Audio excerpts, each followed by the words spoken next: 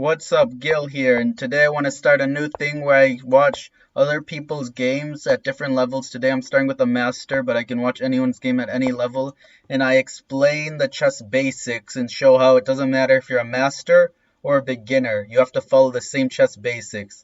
And this is for intermediates or beginners. If you're an intermediate or beginner under 1600 ELO, I want to help you get to 1600 ELO as quickly as possible, much faster than I did, because I had to learn from trial and error. Right now, if you're watching this, you're a genius, because a smart man learns from his own mistakes. A genius learns from other people's mistakes, and you're going to learn from other people's mistakes that I talk about in these games, and you're going to learn from my mistakes, and you're not going to make those mistakes as much because you're watching this right now.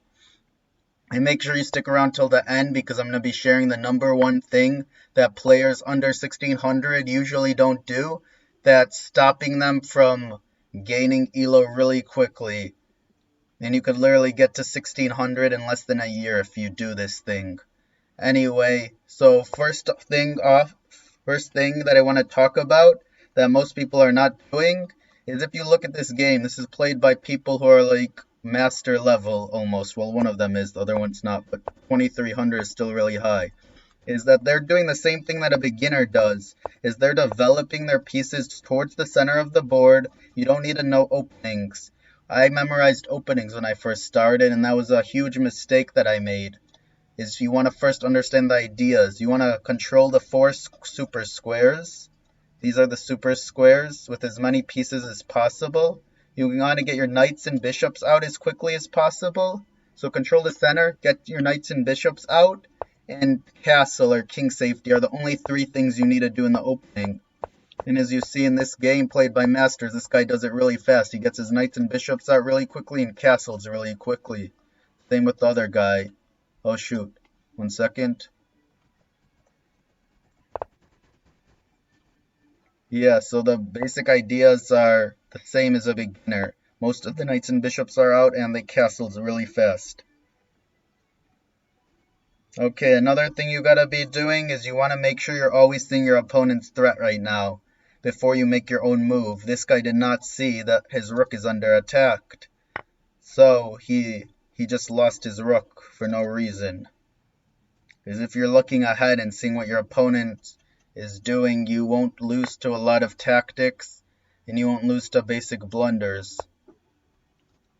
And another thing that a lot of people don't know about is you gotta look for all your attacking moves first. So right now, if I was white, I would be calculating this first. It's a free piece. It's a free piece, but the piece is kind of trapped. Oh, he did take it. Is you want to look for attacking moves. Checks and captures are the three most aggressive moves, and if you can do one of those, a lot of times you don't have to keep calculating, because they might be the best move. Here white is advancing his pawns to attack the king. A lot of times you want to just destroy the king in a position like this. You want to either look to attack in the center of the board, the left side, or the right side is another thing. A lot of good players will split the board up into three parts. Like this is one part. This is a second side. And then the center into like three quadrants. You either want to be in the center. The center sometimes is also this. It depends. Is that there's different ways to split it up. But you either want to be on the right side, left side, or the center. Is you shouldn't be usually attacking on all sides. There are some scenarios where you can, but the majority of the time, what you do is you close up the center and attack on one side, or it's just an open position and you're attacking in the center or on one side. But that's not the most important thing. The most important thing is to understand the basics, to see that they're attacking, and try to be able to see 2 or 3 moves ahead. Don't always be playing blitz like these guys are playing 3+0. It's fun, but if you play longer games, it gives you more time to think. Okay, and the final thing is that you really got to be doing if you want to improve your chess and get to 1600 is you got to be doing tactics every day. Most people are not doing tactics every day. If you do even just 5 tactics a day, will make you improve so much faster. If you watch like 5 tactics a day, play like 5 games a day, and watch like 1 YouTube video a day, you'll get to 1600 in less than a year, guaranteed. Okay, I hope this helped you. If it did, subscribe and like the video. And see you in the next video.